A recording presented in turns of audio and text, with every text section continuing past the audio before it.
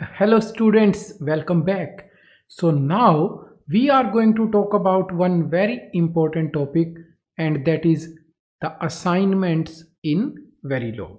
So in this video we are going to talk about that what are assignments and what are different forms of assignments that are supported in Verilog. So let us get started. So first of all, let us talk about the Verilog assignment. Assignments are used to assign some values to our given wires or the variables. Okay, so we will have some computation and we need to store it somewhere. We need to assign it. So that is why, and that is where we use the assignments.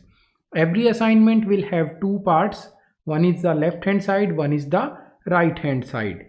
Both of them will be connected with a relation, and that can be equal to sign or less than equal to sign. What is the difference between both of them? We'll talk about that as well. And the value on the right hand side is allocated or assigned on the left hand side. So there are three types of assignments that are supported in Verilog.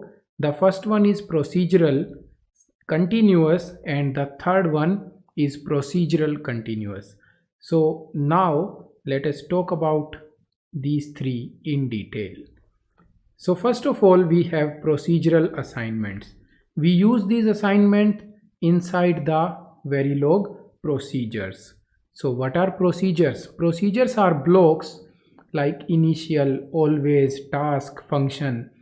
Inside these procedures, the statements will be processed or the assignments will be processed sequentially. In Verilog, we use procedures to place the values on the variable to do some computations. A variable will keep the value until we change the assigned value. So if you say y is equal to 3 plus 4, until you change it to y equal to 3 plus 9, it will keep the value 3 plus 4, that is 7. So let us have a look at the example of procedural assignment. I am declaring three different types of variable. First is a register which is 16-bit y1. Second is integer. The name of the variable is value underscore count or whatever you can call it. Then I have a real data type and it is pi value. So these are the declarations. Then I have a procedure called initial. Here I define the initial values.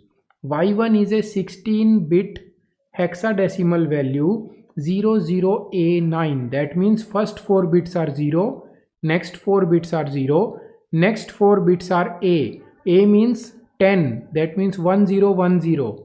And the last 4 bits are 9, that means 1001. So this is how you read the hexadecimal values.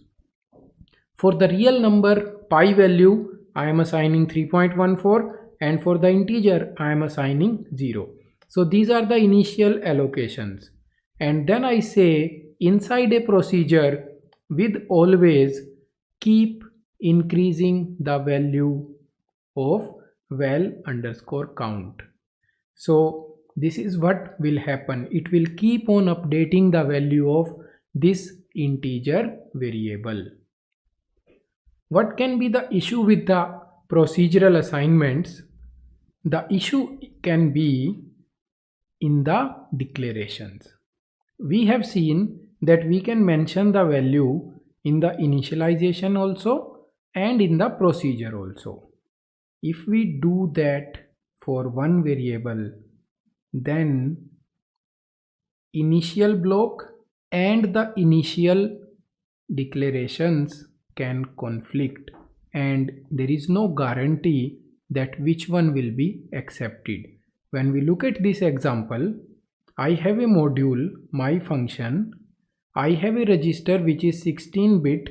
The name of variable is y1, and immediately I am assigning the value hexadecimal value 0003.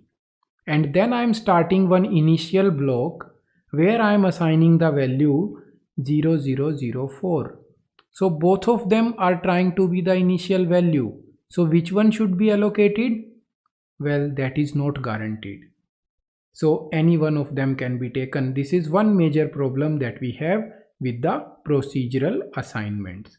Now let us talk about the continuous assignments. These are an alternate to the procedural assignment. These are mainly used to assign values when we are using vector and scalar nets. That means the wires.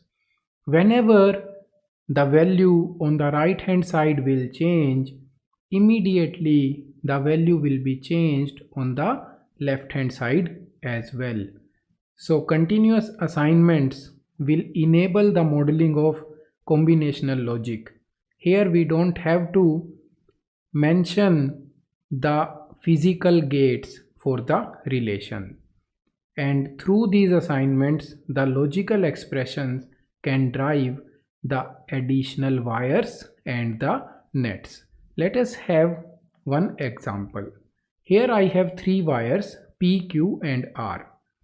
And then I say assign the end of Q and R to P. That means whenever the value of Q or R, any one of them will change, immediately it will calculate that what is the next value of P, and that will be assigned to P. So these are the continuous assignments.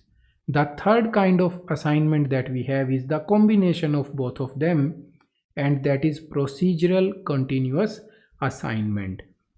The procedural assignment that will allow continuous assignments as well on the nets or the variables.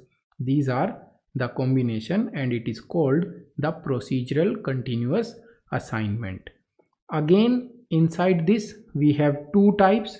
One is using the combination of assign and deassign, and secondly using the combination of force and release. Because if it is continuous assignment, it will keep on happening. We need to stop it also. So let us understand with some example. The first one that we said is assign and deassign. This combination is used to assign a value to a variable. It will keep on changing, and then we release it, that now the value is fixed. The final value will remain. So until we use the procedural or the continuous assignment, the value will keep on updating. So here I have a register y1. First of all, I assign the value 1024, and after 50 time units of delay I deassign. That means in those 50 units of time, if the value is changing, it can change, but after that we are deassigning, and now we can change it using external commands as well. Okay. The second combination is force and release. This statement is very similar to assign and deassign combination. Force release is applicable to the wires as well as the variables. Once we use this force statement, we can release using the release keyword. So again, I have registers x1, x2, y1, y2, 4 of them. I allocate the XOR of x1 and x2 to y1 and AND of x1 and x2 to y2, and I release only y1. That means in the next iteration I can reassign y1 as some other logic, whereas y2 will keep on calculating x1 and x2. So this is how we use different types of assignments. So students, now we know about 3 types of assignments, but we have 2 more categories of assignments, and that is blocking and non-blocking assignments. We'll talk about that in our next video. Keep learning. Thank you.